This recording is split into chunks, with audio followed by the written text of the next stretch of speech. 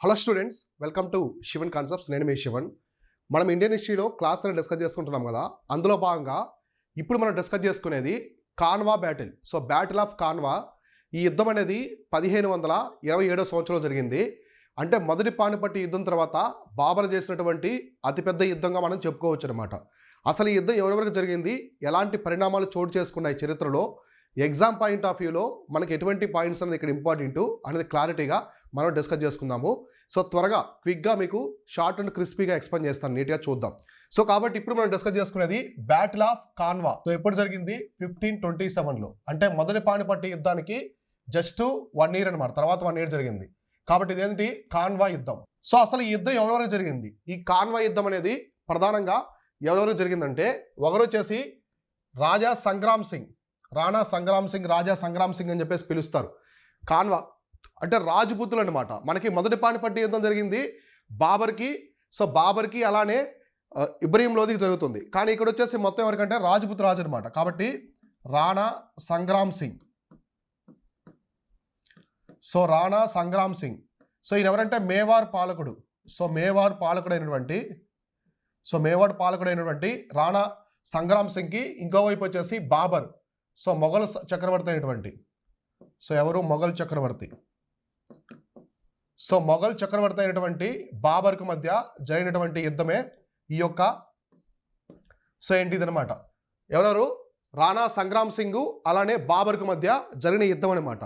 అంటే మొదటి పానిపట్టు యుద్ధంతో 1526లో మన భారతదేశంలో మొఘల్ సామ్రాజ్య స్థాపన జరుగుతుంది. తర్వాత మొఘల్ సామ్రాజ్యాన్ని స్థాపించిన తర్వాత బాబరు విస్తరణ చేయాలనుకుంటాడు. అంటే ఢిల్లీ, ఆగ్రా ఈ ప్రాంతాలన్నీ కూడా బాబర్ కంట్రోల్లో ఉంటాయి. ఇప్పుడు చుట్టుపక్కల ఉన్నటువంటి పొరుగు రాజ్యాల మీద బాబర్ దండయాత్ర అయితే మొదలు పెడతారనమాట. ఎందుకంటే బాబర్ దగ్గర శక్తివంతమైనటువంటి అశ్వదళం ఉంది, వార్ హార్సెస్ ఉన్నాయి, నల్ల ముందు ఉంది, దానికంటే మెయిన్ గన్ పౌడర్ ఉందన్నమాట. పెద్ద పెద్ద తుపాకులు, ఫిరంగులు, శక్తివంతమైన అంటే మోడ్రన్ వెపన్స్ అన్నీ కూడా బాబర్ దగ్గర ఉన్నాయి. కాబట్టి ఇప్పుడు ఈయన ఈ యొక్క సామ్రాజ్యాన్ని విస్తరించాలని ముందుకు వచ్చాడు అనమాట. అంటే బాబర్ టైంలోనే మనకి శ్రీకృష్ణదేవరాయలు సౌత్ ఇండియాలో ఈ విజయనగర సామ్రాజ్యం ఉంటుంది. సో కాబట్టి బాబరు నార్త్ ఇండియాలో ఉంటారు, సౌత్ ఇండియాలో శ్రీకృష్ణదేవరాయలు అయితే ఉంటారనమాట.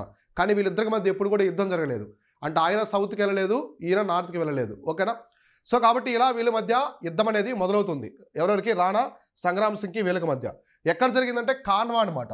ఈ కాన్వా అనేది ఆగ్రా దగ్గర ఉంటుంది. సో ఆగ్రా దగ్గర ఒక ప్రాంతమే ఈ కాన్వా అనమాట. సో అర్థమైందా? కాన్వా అనే ప్రాంతం ఎక్కడ ఉందంటే ఆగ్రా దగ్గర ఉంటుంది. సో అందువల్ల ఏ ప్రాంతంలో జరిగిన యుద్ధాన్ని ఆ పేరుతో పిలుస్తారు.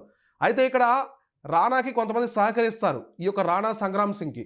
వాళ్ళు ఎవరెవరంటే మహమ్మద్ లోధి, మేదిని రాయి, హసన్ ఖాను. సో ఈయనకి కొంతమంది సహకరిస్తారనమాట. ఎవరంటే మహమ్మద్ లోధి. సో మహమ్మద్ లోధి అంటే ఇబ్రహీం లోధి యొక్క సోదరుడు అనమాట. సో మహమ్మద్ లోధి అలానే మేదిని రాయ్. సో మేదిని రాయ్, హసన్ ఖాన్.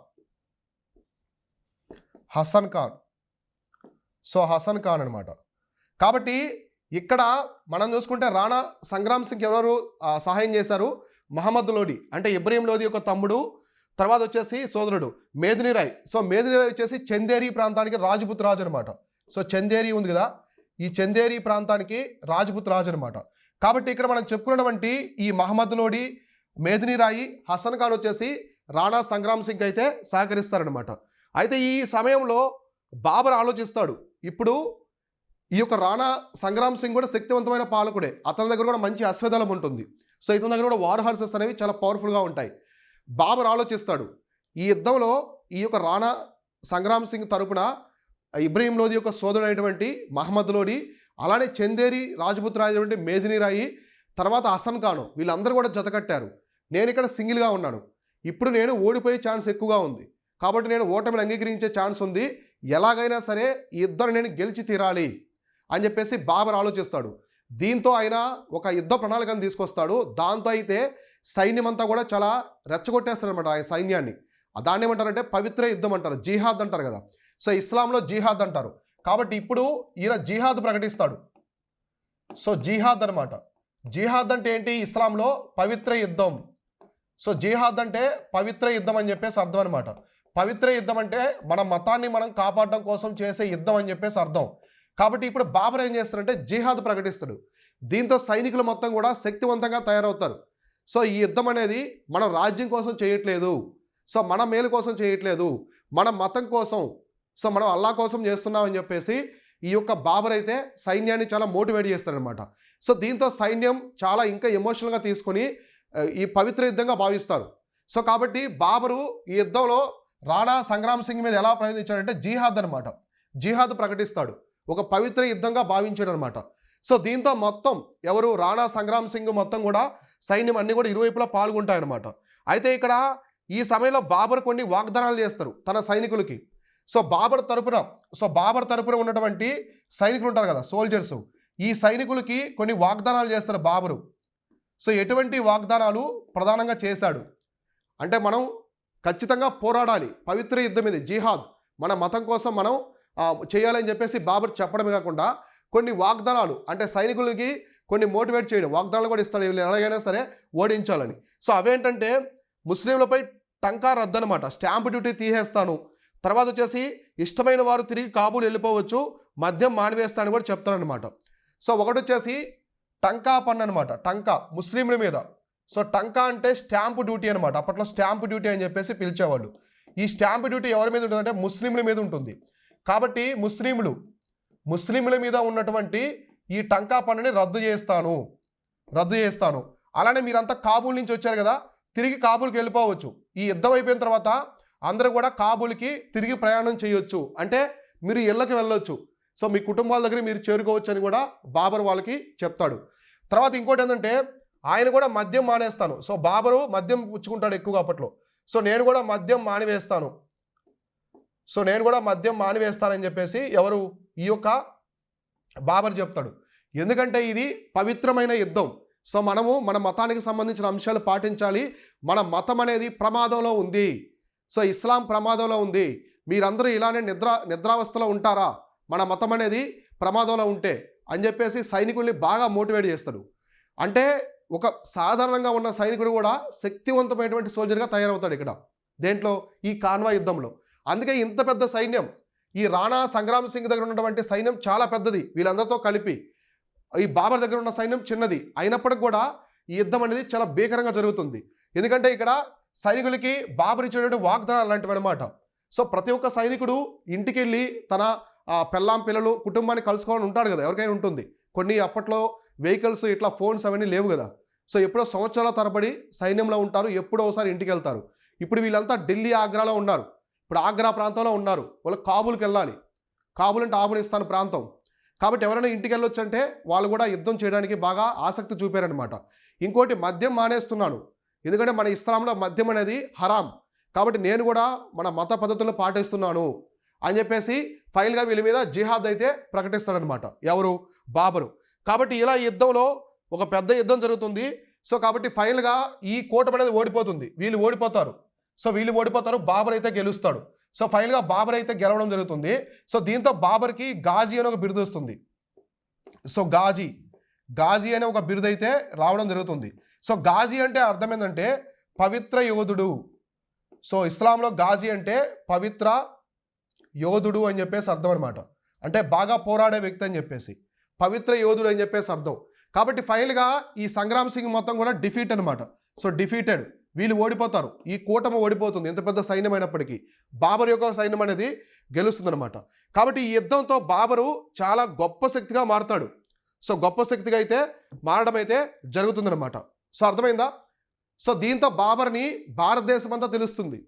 సో ఉత్తర భారతదేశంలో చాలా పెద్ద కూటమిని ఒక మొఘల్ సామ్రాజ్య స్థాపనమైనటువంటి బాబర్ ఓడించాడు అని. సో దీంతో భారతదేశం అంతా కూడా బాబర్ అంటే శక్తివంతమైన పాలకుడు అని చెప్పేసి అర్థమవుతుంది అనమాట అందరికీ. అంటే మొదటి పానిపట్టు యుద్ధం కంటే కూడా ఈ యుద్ధంతోనే బాబర్కి గొప్ప పేరు ప్రఖ్యాతులు వస్తాయి. సో అర్థమైందా ఇంతవరకు?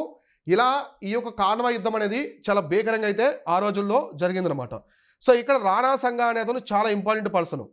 సో రాణా సంఘ ఎక్కడ ఉన్నాడు? రాణా సంఘ. సో మనకి రాణా సంగ్రామ్ సింగ్, కాబట్టి రాణా సంఘకి కొన్ని బిరుదులు ఉంటాయన్నమాట. సో రాణా సంఘకి ప్రధానంగా కొన్ని బిరుదులు అయితే ఉంటాయన్నమాట. సో అదేంటంటే ఈ యొక్క రాణా సంఘ చాలా శక్తివంతమైన రాజపుత్ర రాజు అనమాట. ఆయనకున్న బిరుదులు ఏంటంటే మ్యాన్ ఆఫ్ 100 బ్యాటిల్స్ అనమాట. సో మ్యాన్ ఆఫ్ 100 బ్యాటిల్స్ అంటే 100 యుద్ధాలు చేసిన వీరుడు అని చెప్పేసి అర్థం అనమాట. 100 బ్యాటిల్స్. కాబట్టి ఎవరిని మ్యాన్ ఆఫ్ 100 బ్యాటిల్స్ అంటారు? సో మ్యాన్ ఆఫ్ 100 బ్యాటిల్స్ అంటారంటే ఈ యొక్క రాణా సంఘాన్ని అనమాట. రాజపుతుడు రాజు అయినటువంటి రాణా సంఘాన్ని మ్యాన్ ఆఫ్ 100 బ్యాటిల్స్ అని చెప్పేసి పిలుస్తారు. ఈయన చాలా శక్తివంతమైనటువంటి రాజు అనమాట రాజపుత్రులలో. సో అర్థమైందా? ఈయన యొక్క వంశంలోనే మనకి రాణా ప్రతాప్ సింగ్ వీళ్ళంతా వస్తారు. ఎవరు? రాణా సంఘ వంశంలోనే. ఈ రాణా సంఘ 100 యుద్ధాలకు పైగా గెలుస్తాడనమాట. సో 100 యుద్ధాలకు పైగా గెలుస్తాడు.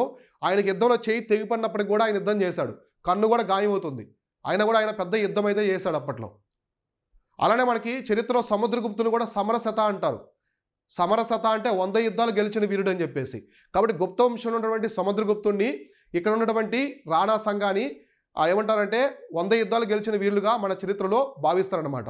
సో ఫైనల్గా ఈ విధంగా కాన్వా యుద్ధం జరిగిన తర్వాత బాబరు మన భారతదేశ చరిత్రలోనే శక్తివంతమైన పాలకుడుగా అవుతాడు. తర్వాత ఇంక మిగతా యుద్ధాలు కూడా మొదలుపెట్టి ఈ యొక్క మొఘల సామ్రాజ్య విస్తరణ అయితే చేయడం జరుగుతుంది. సో అర్థమైందా? ఇది ఓవరాల్గా కాన్వా యుద్ధానికి అయితే సంబంధించింది.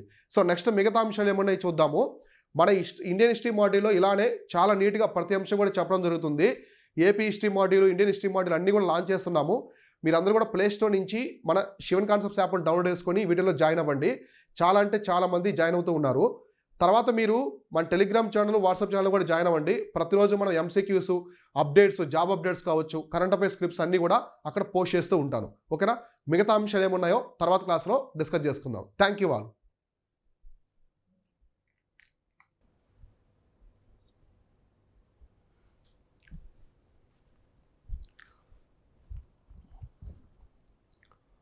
Hello students, welcome to Shivan